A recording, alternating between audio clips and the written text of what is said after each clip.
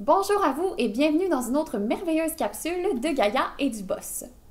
Saviez-vous que près de 100% des textiles sont recyclables, mais qu'à peine 30% des matières textiles qui sont jetées sont recyclées ou réutilisées? Aïe aïe aïe, pauvre planète! Je vous donne un aperçu de l'industrie du recyclage textile et je vous explique ce qu'on peut faire en tant que consommateur pour favoriser sa croissance.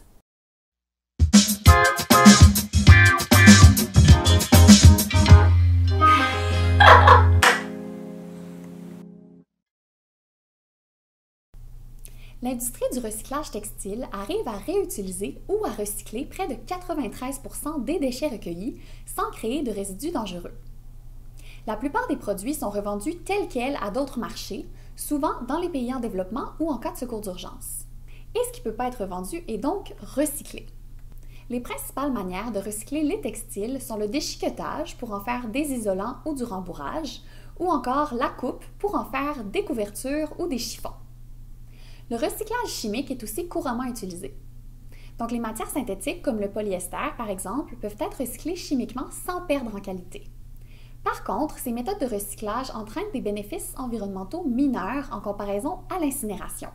L'incinération des textiles entraîne de plus grands avantages environnementaux parce qu'elle produit de l'énergie qui sert à alimenter toutes sortes d'activités. En plus, des tests environnementaux qui ont été effectués sur les émissions produites par l'incinération sont plus qu'acceptables. Mais bon, c'est sûr que chez Gaïa et du Boss, on préfère les énergies renouvelables. Les textiles peuvent aussi être réutilisés tels quels pour créer de nouveaux designs, ce qui représente la meilleure alternative, parce que les matières n'ont pas besoin de passer par le système de recyclage et elles ne sont pas non plus perdues en étant incinérées.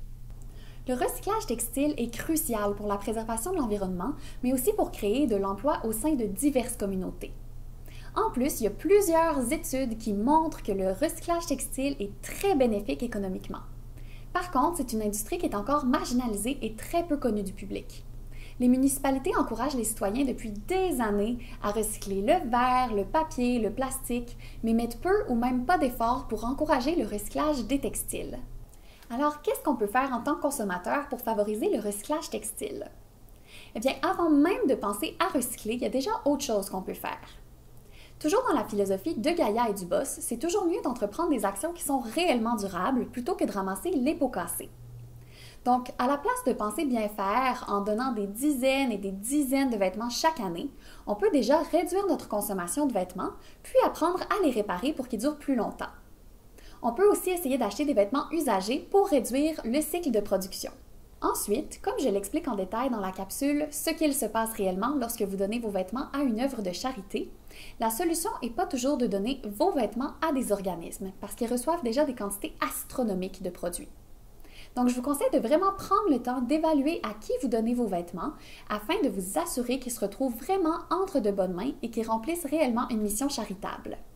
Donc, ce qu'on peut faire pour favoriser la croissance de l'industrie du recyclage textile, c'est mettre de la pression sur les gouvernements et les entreprises de mode pour qu'ils implémentent des systèmes de recyclage. Donc, écrivez-leur directement un courriel ou sur leur page Facebook, organisez une pétition, une manifestation ou tout autre projet pour vous faire entendre. Et vous pouvez même organiser une collecte de vêtements usagés pour les redistribuer intelligemment.